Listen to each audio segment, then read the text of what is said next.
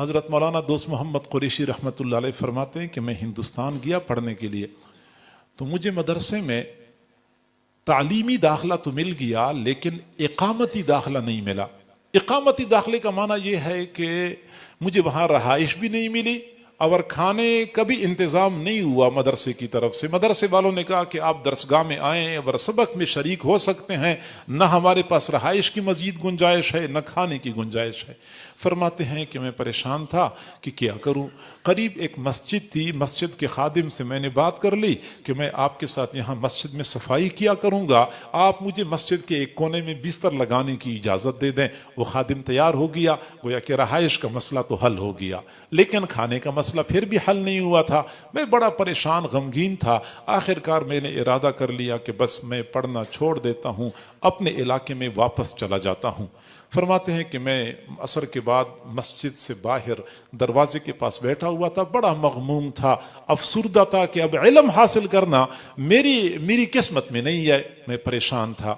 چنانچہ لوگ آ جا رہے تھے، گزرنے والوں میں سے ایک خاتون گزر رہی تھی، بوڑھی عورت تھی، اس نے میری طرف دیکھا، پھر کھڑی ہو گئی، پھر میرے قریب آئی اور کہنے لگی بیٹا آپ شکل و صورت سے کسی شریف خاندان کے فرزند معلوم ہوتے ہیں اور آپ کوئی پریشان ہیں، کوئی مغموم ہے، کیا مسئلہ ہے؟ میں نے کہا بوڑھی اماں جاؤ اپنا کام کرو، اب مجھے اپنی پریشانی ہے، میری آپ کے اپنے مسائل ہوں گے۔ لیکن بوڑھی کہنے لگی نہیں، آپ نے مجھے بتانا ہوگا، شاید میں آپ کی مدد کر سکوں۔ وہ فرماتے ہیں کہ اس نے مجھے اتنا مجبور کر لیا، میں نے صورتحال بتا دی کہ ملتان کے قریب سے آیا ہوں یہاں پڑھنے کے لیے، لیکن یہاں میں پڑھ نہیں سکتا کیونکہ مدرسے میں کھانے کا انتظام نہیں ہو رہا اور میں خود انتظام کر نہیں سکتا، تو ارادہ میرا یہ بن گیا کہ میں واپس چلا جاتا ہوں۔ تو بوڑھی اماں نے بہت لجاجت کے ساتھ مجھے کہا نہیں بیٹا آپ نے واپس نہیں جانا، آپ نے یہاں پڑھنا ہے، علم حاصل کرنا ہے، آپ کے کھانے کا انتظام میں کروں گی۔ میں نے پوچھا آپ کہاں سے کرو گی؟ اس نے کہا میں بیوہ عورت ہوں، میری اولاد کوئی نہیں ہے، یہاں قریب ایک گھر ہے، مالدار آدمی ہے، اس گھر میں صبح و شام برتن دھونے کا کام کرتی ہوں، تو مجھے صبح کے وقت 2 چپاتیاں مل جاتی ہیں، شام کو بھی 2 چپاتیاں مل جاتی ہیں، ایک چپاتی میں کھایا کروں گی، گزارا کروں گی، اور ایک چپاتی پہ آپ گزارا کریں، یوں آپ کا وقت گزرتا رہے گا، آپ علم حاصل کریں گے۔ فرماتے ہیں کہ میں نے کہا بہت اچھی بات ہے، چنانچہ وہ خاتون مطمئن ہو گئی۔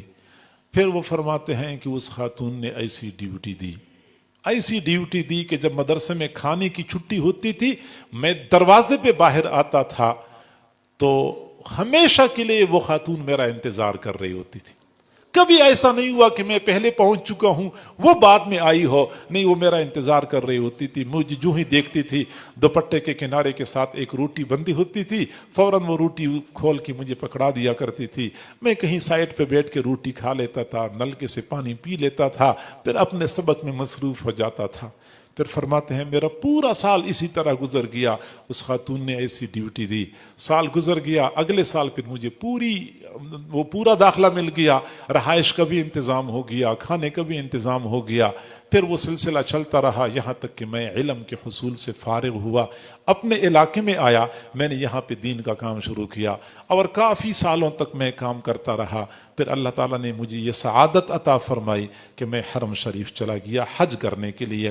تو حج کے ایام میں رات کے وقت میں نے ایک خواب دیکھا کہ ایک تخت ہے، بہت خوبصورت چمکتا دمکتا تخت ہے جس میں ہیرے جواہرات جڑے ہوئے ہیں، مجھے دور سے وہ تخت نظر آیا، میں حیران رہ گیا کہ یہ تخت کس کا ہے۔